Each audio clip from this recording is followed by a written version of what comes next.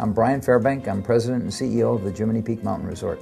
Probably our green efforts started way back in the 90s when we recognized that snowmaking was our biggest variable cost and the largest dollar figure in the company, and said, what can we do, because snowmaking's for sure a part of our mandated future.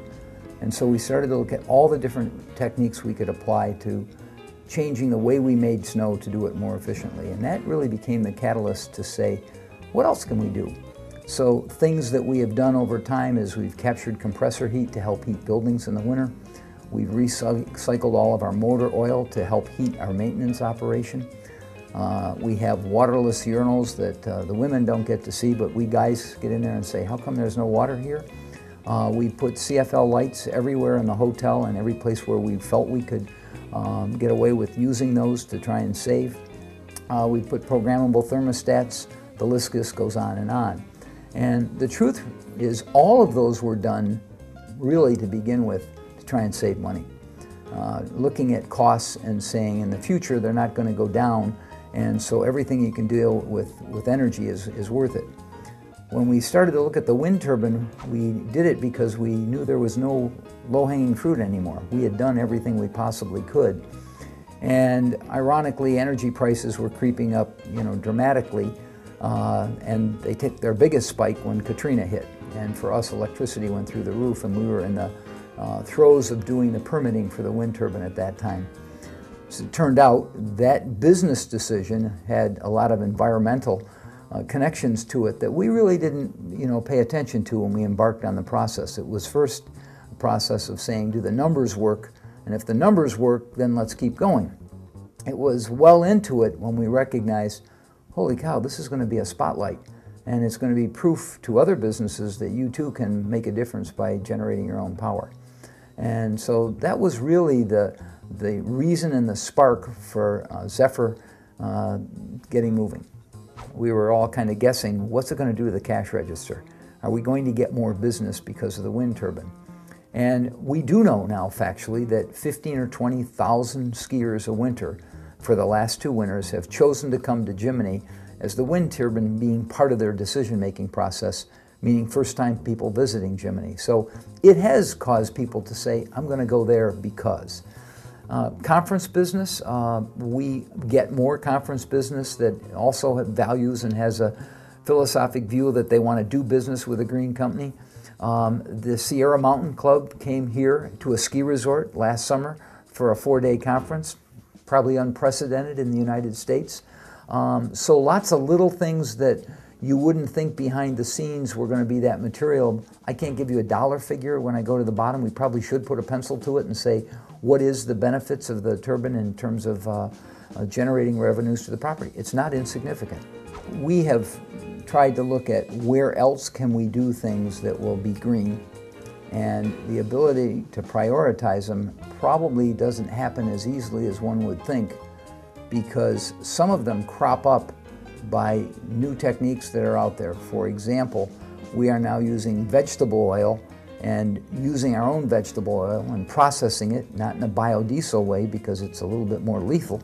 And our guys figured out a way to do all of the concoctions with the pumps and the filters themselves. And it was one that, okay, other people are doing it, can we figure out a way to do it ourselves? And we didn't even put a number to it. We just said to the guys, if you think you can do it, go for it. And it took them a couple of months, and we now have a truck that runs around property that smells like French fries all the time. But that's an example of how I think the genesis of new things are going to happen because it's become a part of our culture. Saying, okay, how do we, save a tree? Betsy, our marketing director, is always saying, why don't we use both sides of the paper when we have to print something? Well, all of a sudden that resonates because you're using that as an example of things that you can do. Our next ones to probably look at for us is what can we do with solar, and how can we do solar in a way that is cost justifiable and in a meaningful way being able to be plugged into our power use system, not just doing it as a image issue.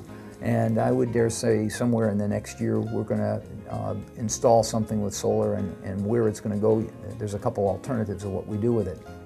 But it goes further in that little things like recycling.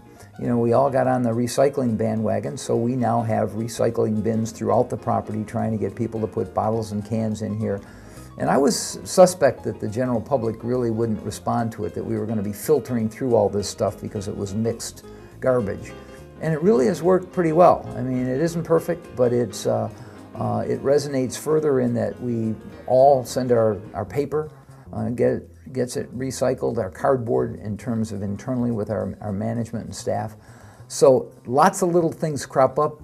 They don't get prioritized because we have a laundry list of 30 that we want to do and which one's first.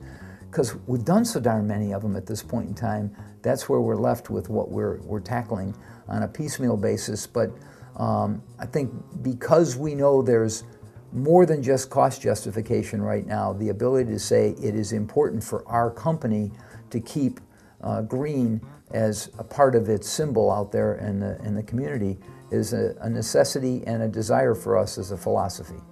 There are many, many alternatives for companies to find a way to get reimbursement from their utilities, to be able to go after some grants.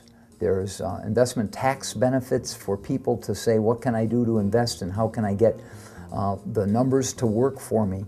And if you look at it and say, I'm not trying to make a short-term decision, I'm trying to make a long-term decision, but do it in a way that's not going to jeopardize what your core competency is. And if you're a capital-intensive business, that becomes very challenging, because if you need cash to be able to make your business grow and you got to go tie cash up in some kind of energy improvement, it becomes a challenge. Which one's going to be more important to our business as it tries to develop into the future?